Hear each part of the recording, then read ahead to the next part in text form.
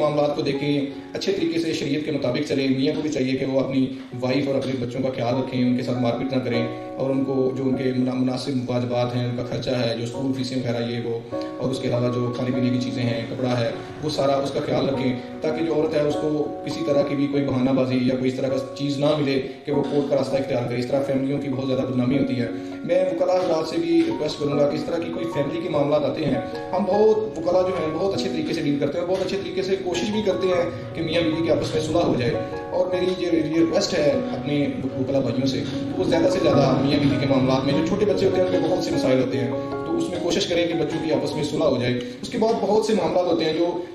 जो बीवी होती है वो अपने शोहर को मजीद जब उनकी खुला हो जाती है उसको कम करने के लिए जहेज़ की एक लंबी लिस्ट होती है, वो भी एक अलग से केस फाइल कर देते हैं कि हमें जो है वो जहेज़ का सामान चाहिए, हमने ये भी दिया था, ये भी दिया था। बहुत से केसेस में देखा गया है कि जो लड़की होती है उसके पास उसकी फैमिली जो है वो इतना ज़्यादा सामान दे